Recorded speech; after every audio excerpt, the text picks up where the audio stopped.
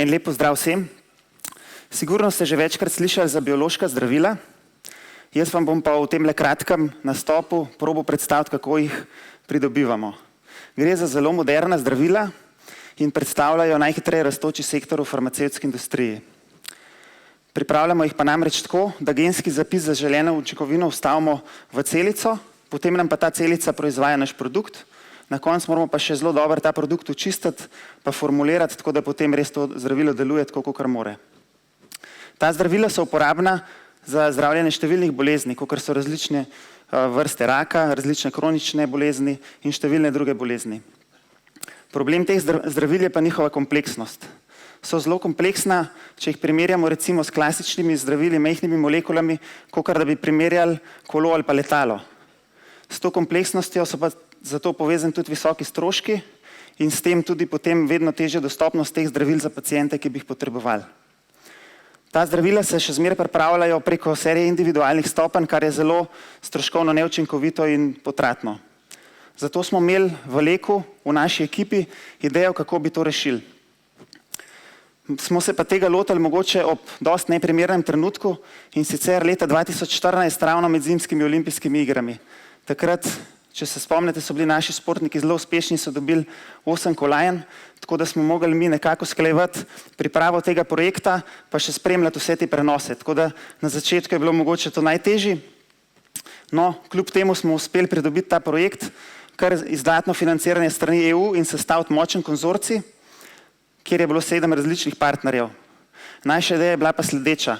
Biološka zdravila se trenutno delajo preko več stopenj, kjer imamo eno stopnjo, potem sledi analiza, druga stopnja, analiza in tako dalje. In ta proces je zelo neučinkovit in zamuden. Mi smo si pa zamislili to tako, da bi cel proces potekal kontinuirano in povezano, torej bi čiščenje potekalo od začetka do konca kot en proces. Na začetku damo noter naš produkt z vsemi nečistočami, na koncu dobimo formuliran končni produkt ven. To smo uspeli in to smo naredili prvi na takem nivoju na svetu. Obenem pa smo to postavili tudi v industrijskem merilu. No, kar je pa pri tem pomembno, je pa, da najprej odstranimo vse nečistoče in viruse, potem formuliramo produkt. Vmes, pri klasičnem procesu se je ta analitika izvajala po vsaki stopni, moramo pa vedno spremljati, kaj se dogaja v procesu. In ker tukaj vse poteka kontinuirno in neprekinjeno, smo mogli uvesti tudi analitiko v realnem času, tako da smo tudi uvedli tudi to stvar. Kaj so pa glavne prednosti tazga pristopa oziroma tazga procesa? Precej povečana produktivnost, kjer lahko na zelo majhnem prostoru proizvedemo 3 do 4 krat več kot s klasičnim procesom. Zelo majhen govorim mogoče o velikosti tega odra, kjer smo mi postavili ta setup. Tako da to je res bil kar velik preskok. Tudi stroškovno je proces precej bolj učinkovit. Znižanje celotnih stroškov med 20 in 60% zaradi precej manjših obratov, manjše porabe materijala in tako dalje. Obenem pa tudi precej bolj trajnosten, kjer imamo tudi znižano porabo vode do 6-krat in tudi zmanjšanje emisije CO2 za vsaj 25%. Kam pa vse to vodi? To pa vse vodi do večje dostopnosti teh zelo učinkovitih in dobrih zdravil za paciente. To je bilo naše glavno vodilo.